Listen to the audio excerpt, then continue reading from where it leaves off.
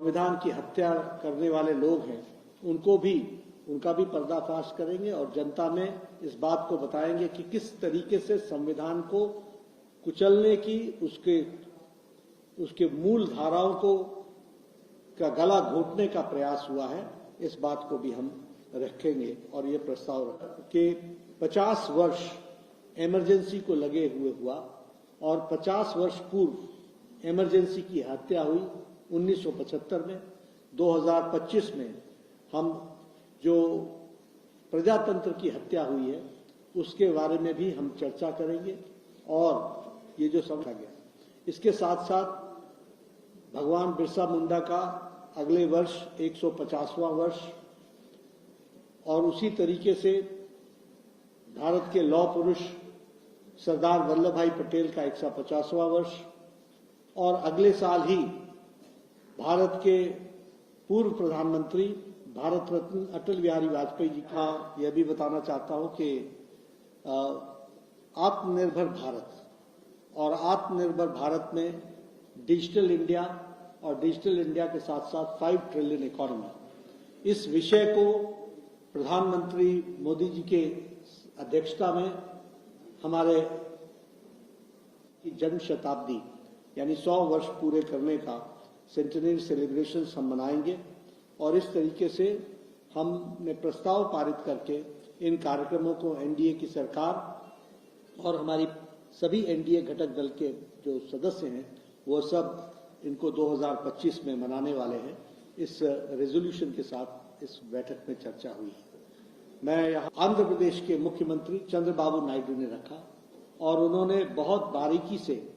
इस पर चर्चा की कि कैसे हम आत्मनिर्भर भारत की ओर बढ़ रहे हैं और हमारे उत्तराखंड के मुख्यमंत्री श्री पुष्कर सिंह धामी ने उसमें डिजिटल इंडिया में किस तरीके से हम लोगों ने प्रोग्रेस किया है उसके बारे में चर्चा की और हमारे उप मुख्यमंत्री देवेंद्र हर विषयों पर बारीकी से चर्चा की। इसमें हम लोगों ने सामाजिक विषय भी उठाए और सामाजिक विषय के साथ साथ स्वास्थ्य से जुड़े हुए विषय भी उठाए। टीबी मुक्त भारत हम कैसे उस ओर अग्रसर हुए हैं और उसमें प्रधानमंत्री जी ने इस बात पर बल दिया कि हम जन भागीदारी से इसको हम टीबी मुक्त भारत बना सकते हैं। उस पर जोर के लिए महत्वपूर्ण पहलुओं पर बारीकियों पर चर्चा हुई और मैं यह भी कहूंगा जैसा कि हम सबका ऑब्जर्वेशन बना और प्रधानमंत्री जी ने इस बात को कहा भी कि नॉन कांग्रेस एक कांग्लोमरेशन इतना बड़ा जो पहली बार